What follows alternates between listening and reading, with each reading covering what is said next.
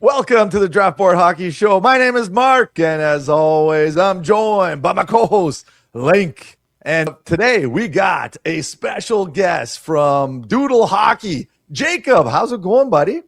Yeah, I'm doing fantastic. This is going to be a lot of fun, and thanks for having me. Yeah, of course. Now, Jacob he does Vancouver Canucks hockey chat stuff, so go check him out and definitely give him a follow. You're almost at 1,000 right now, eh, Jacob? Yeah, we've been climbing pretty steadily here. It's really exciting. We have a very positive community out over there, and yeah, we're getting close to 1,000. It's been just a ton of fun, man. I just love talking hockey. I'm a massive hockey fan, and then I started doing this, and it's been just unbelievable how much support I've been getting, and it's because of you guys like you who continue to help me out here and show off and all this lovely stuff. So I really appreciate it. Yeah, so go check out Doodle Hockey. Jacob he's doing everything Vancouver Canucks draft, all that stuff. But today we're gonna talk about the Vancouver Canucks draft options at third overall. Jacob, run us through as a Vancouver Canuck diehard fan. How low did you sink when you saw of all teams, like honestly, Toronto, like even Linc and I were just in Shaka Khan when it happened. We were doing a live stream. Listen, when it happened, first, before it happened, I'm like, I've already prepared myself. So I'm like, you know what? I'm not going to get overly upset. I'm not going to get annoyed. It's going to be fine. We're probably picking thirds. The odds say third. But then as the draft was getting a little closer and then the lottery balls eventually started going out, and I'm like, oh, the odds are rising, right? Like we had up to 3 balls there in that first one, and then, of course, you see the Toronto Maple Leafs get it, and it's just like, are you effing kidding me? Like, are you kidding me? My heart sunk. I was so annoyed, but at the same time, I'm like, well, at least the Calgary Flames didn't get it too, and so we're not the only ones in the misery, of course.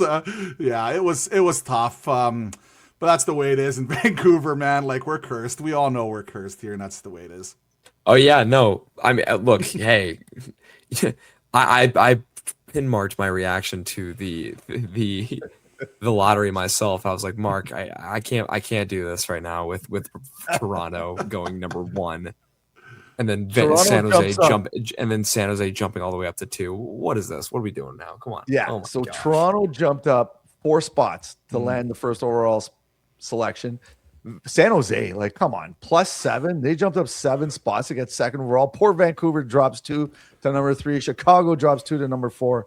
Rangers to number 5, and Calgary at 6. Like, oh, unreal. You know what? San Jose, they got a pipeline that is just stacked, and now they're getting a second overall pick. Like, come on. What did you think of that, Jacob? San Jose jumping up to second overall. Like, that must have hurt too a little bit, eh? My initial thought was like, okay, well, of course, we're probably not going to get Stenberg. But then after thinking about it, after, I don't know, 30 seconds, I'm like, wait just a second here. The San Jose Sharks been picking nothing but forwards for God knows how long now. They desperately need a defenseman.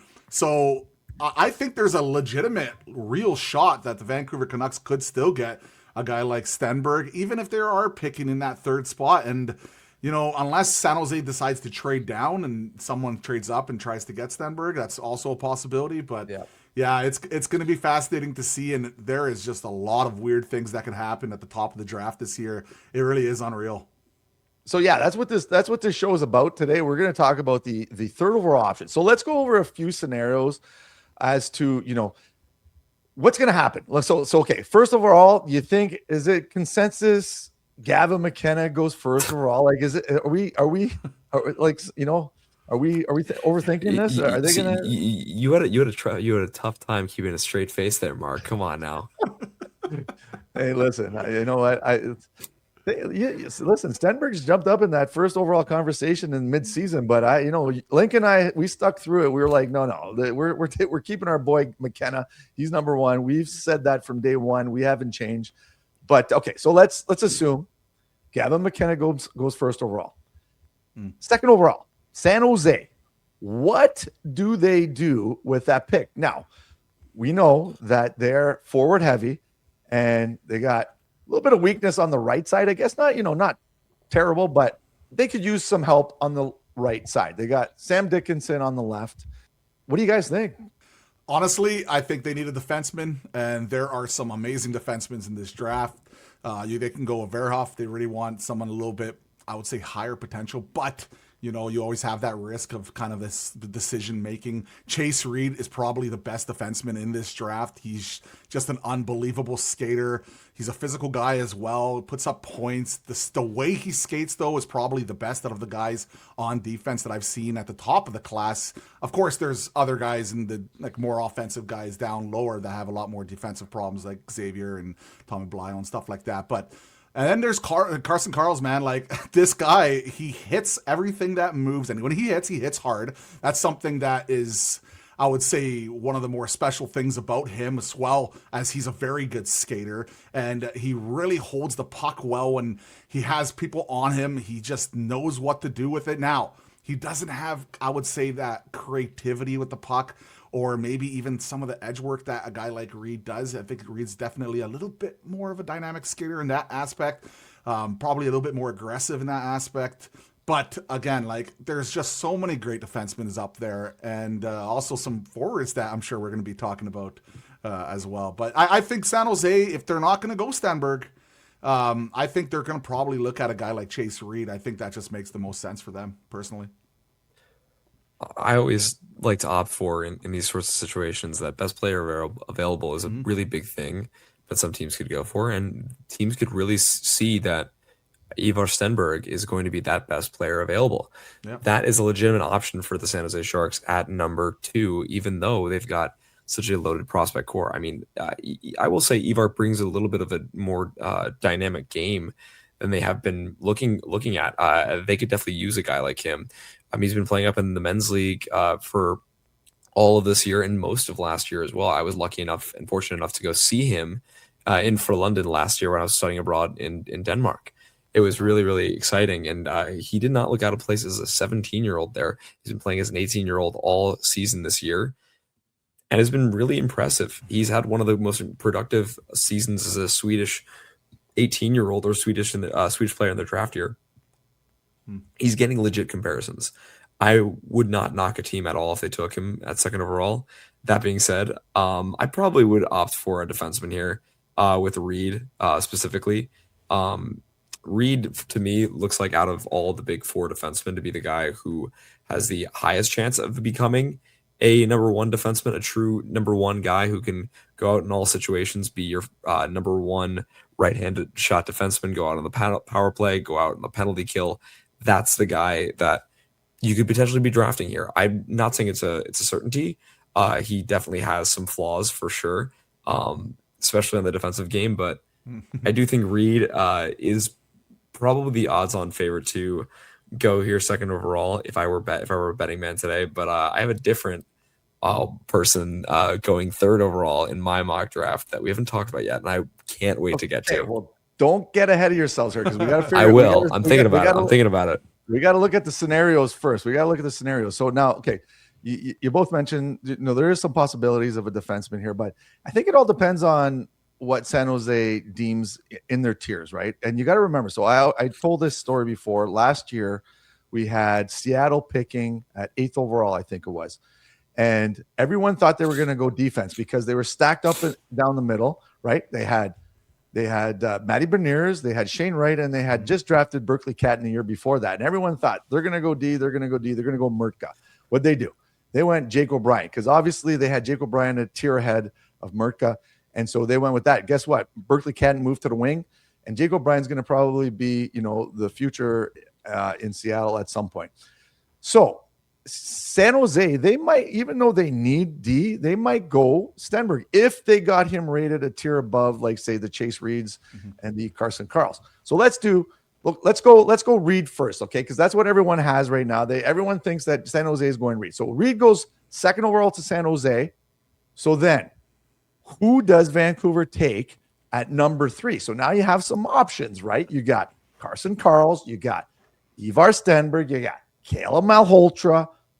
Jacob, let's start with you as a Vancouver fan, a Canucks connoisseur, I guess you could say. What are they doing at number 3 if Chase Reed goes second overall?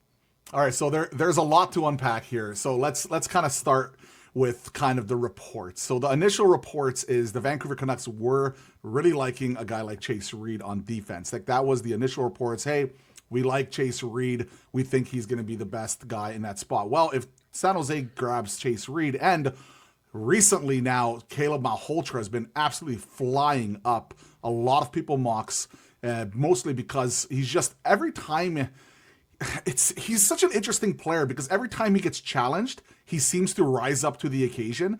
That's something what I just really like about him. I think he has really underrated playmaking ability too. He sees the ice extremely well, especially in the offensive zone where there's certain players where they can just kind of know where to go, where the spots open up, because he's not a crazy dynamic skater or anything like that. He's not going to just blow by you. He's a good skater, but he doesn't have that explosive initial step where a lot of top-end prospects seem to have. But, man, it's just his overall game and just the way he plays hockey and the way he elevates himself in tough situations, like in the playoffs this year. Like, he was by far, bar none, the best player for that team. And not only that, there were guys that were selected in the top 10 with him on that same team that were also not as good as a guy like Caleb Malhotra. Malhotra was just leading the way. He has captain, I would say, leadership. He seems to be a really good kid. Everything about him, I really like him. But that being said, if a guy like Stenberg is available right there for you to pick him, he's NHL ready. He's relentless on the puck. He's another guy who's really good, and especially when he has the puck, he's one of those guys. He doesn't waste plays. It's kind of the most like fun thing I can say about him. I know that sounds kind of boring, but it really isn't. When he has the puck, he always knows what to do with it. Either if he makes a nice move that he creates space against the defenders, or he kind of knows where his defender is going to be, or the player is going to be going. He makes a nice pass. Like, there's things about Stenberg's game that are just at such a high level. And even though he might not have that super top end ceiling of a guy like Gavin McKenna, there's just so much to like about his game, especially his two-way game. I would be honestly, I would be pretty stunned if they pass on a guy like Stenberg and they go with some of these other options. Well, I'm about to rock your world here with a little bit of perspective. Not gonna lie to you. Yeah, that's gonna be a guy. I'm kidding. I'm not gonna bring in someone new. It's obviously between the three players that were mentioned before. Carson Karels is a very interesting case. If Reed goes at that 2 spot, I think the Canucks have a really solid and not under talked about blue line right now. I think Filip Hronek is a guy that is generally very solid. Zeev Buium is your future. Tom Wielander's not bad as well. And you have a couple other good enough blue liners who I think are coming up in the wings, like Sawyer Mineo as well. Mm-hmm. I think adding another very solid depth defenseman there in Carson Karels is a very good step forward. However, obviously, we know where the weaknesses are with Vancouver, and that's going to be up front in the forward core. And I go back and forth between Malhotra and Stenberg because obviously one is going to be playing in the NHL next year, and the other is going to be playing in the NCAA next year. What do you want out of these two? The wing depth is not great in Vancouver, but the center depth, in my opinion, has been a lot worse. Caleb Malhotra brings a lot of things, and the potential to be a number one center is definitely one of them. He has the speed. I really enjoy his speed that he makes plays at. I love his two-way game. He's not as physical as his father, Manny, who's also the coach of the Abbotsford Canucks, which I'd just like to throw out there. But he's also very creative. Me and Mark had the pleasure of seeing Caleb Malhotra play in Brampton in kind of a throwaway game, and he wasn't even really trying, and he was making some effortless moves, some really great backhand passes, really great playmaking options. I think he really has some sky-high potential here. But also you got Ivor Stenberg, and he's shown what he can do right away. Obviously, this is a guy that if you're Vancouver, forget about it. He's playing on your first line from day one. He's playing your first power play from day one. Penalty kill, I'm not sure. Actually, I can tell you right now, I don't think he's going to be a penalty kill guy from day one, but he's going to be playing at that level from day one, and that is what you can expect from him. My big question is, and I think this is the thing that's having these guys rack each other's brain in the Vancouver brass right now, is who's going to be the better player in 5 years? Who's going to be the better player in 10 years? I think it's a legitimate, tough conversation that they need to have. And for now, I'm leaning Malhotra, kind of. That's kind of where I've landed with that. So it's a tough discussion. For me, it's neck and neck, but it's between Malhotra and Stenberg. Oh, sorry, and I love how you mentioned like Zeev Buium and all those guys on defense, because that is definitely the strength in the Canucks organization. Like right now, we might have the Sedins coming in as president. We might have Ryan Johnson, which is a lot of people are It's saying all but he's gonna be the confirmed, next pretty much. General, yeah, exactly. This is pretty heavily not officially confirmed, but like there's enough noise now. I think it's gonna pretty fair happen. to say. But you know, the one interesting thing is you look at that defense, and you're right. They could go with a guy like Carson, and who has just a number of traits that would be very, very attracted to the Vancouver Canucks. And of course, they can go with the right defense. But like, they kind of need everything, even with the defense looking how good it's looked, like the potential of potentially our defense. And Zeev Buium is a left guy. He's going to be playing the power play. At the end of the season, he was getting a lot more minutes, getting more significant role, and he started to feel a lot more comfortable. Which was really nice to see some of that creativity come out, because it wasn't showing as much early on when he came from that package for Quinn Hughes. So it's going to be fascinating to see. I feel like they just need so much. This is where we're very early on in this rebuild. So yeah, you're spot on, Linc. Yeah, you know Appreciate what? it. We were big fans. We were big fans of Zeev Buium in his draft year. Remember, Link? Huge fans. We pumped his Oh, yeah. tires. We pumped his tires. We thought he was going to go a lot Mark, higher than he did. I had him as my third ranked player in that draft class. Wow. Obviously Celebrini and Demidov were 1 and 2. I don't think anyone could have expected Beckett Seneca. I guess some people could. I mean, Pat Verbeek could. I mean, whatever. But I'm not. But I'll fully say that I was extremely high on Zeev Buium, and like even if I end up being wrong, and even if it ends up like affecting my process of how I do things, I do love a guy like Zeev Buium. I think he's been fantastic. He's been one of my favorite players to watch internationally at 2 World Juniors. Let's go. Gold medal winner right there. That was so awesome. I'm going to start. But anyway, no, I think he's going to do a lot of really good things in Vancouver. Obviously, he's not a right shot defenseman, but I don't think he needs to be. He's a great 2-way guy. Obviously, if Vancouver was picking second, I think the calls for Chase Reed, this would be an even tougher call, because Chase Reed, Ivar Stenberg, Malhotra, that is just a really hard bit of weeds to pick through. It's really tough. So, I feel bad for you, Jacob, that you're not picking McKenna, because that would have been a really easy pick, but would have been we'll see. fun. We probably wouldn't be doing this recording if that was the case. It's like, hey, absolutely not. First overall. That's fine. We can do a 20-minute segment on McKenna, how he's going to Vancouver and changing everything for no. So let me throw a wrench into this whole situation. What happens if Mr. Ivar Stenberg has himself a really successful World Championships?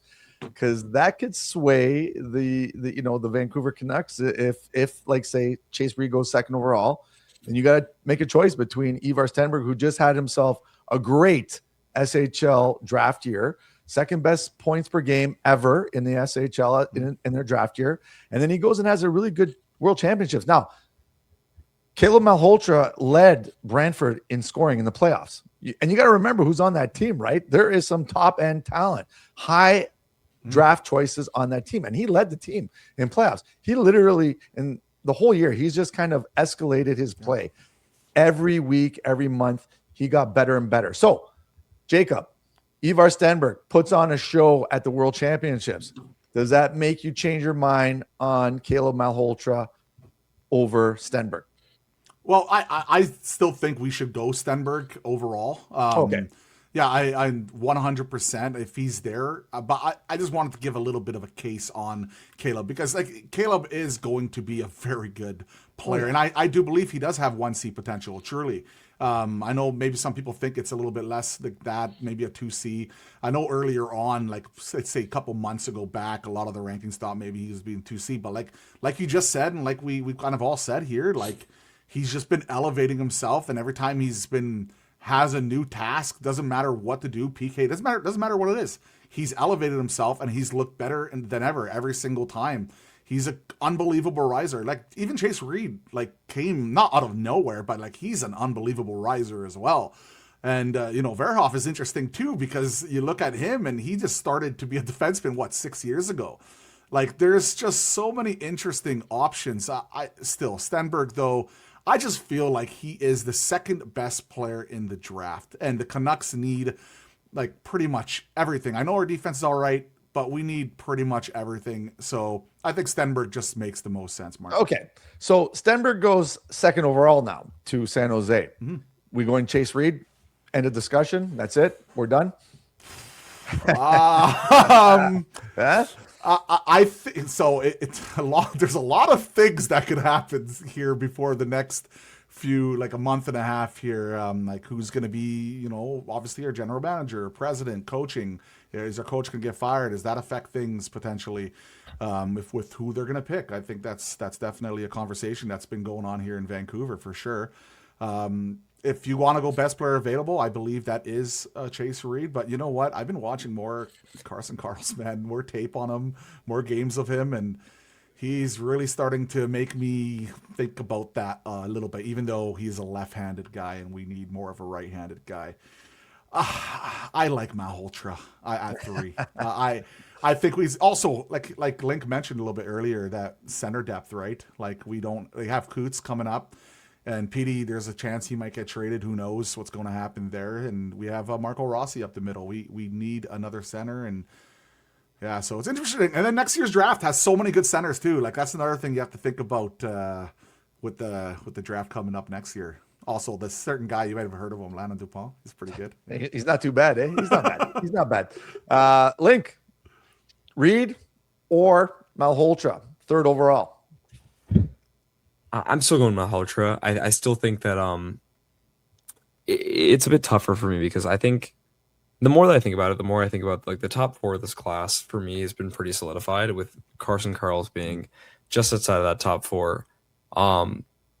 It's just a matter of what is more important to you at this point. I think that I would personally have more faith in a guy like Zeev Boyum and a core of Zeev Boyum with Hronik, with Vilander, with Pedersen, with Sawyer Minio coming up, a guy who made 2 World Juniors, who made a World Juniors of himself.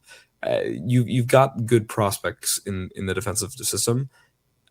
I think you have the what it takes to go for a center. If you believe that this guy is a number 1 center, go for him. If you believe that Reed is a number 1 defenseman, go for him. I kind of am leaning a little bit more Malhotra just because I believe that he can become more. Obviously, he's going to play in college next year. This is a weird situation where Malhotra, Reed, Carols, Verhoff, they're all playing in college next year. They're not going to make the jump to the NHL. It's just going to be McKenna and Stenberg, which is like kind of weird to think about, but that's just the nature of the beast nowadays. So if you take a guy like Malhotra or Reed, doesn't really matter because you're not going to get them for a year.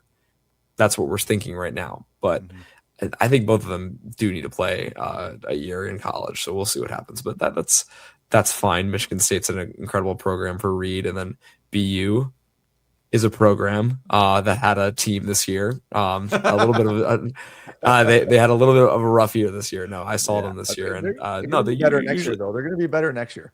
They will be better next year.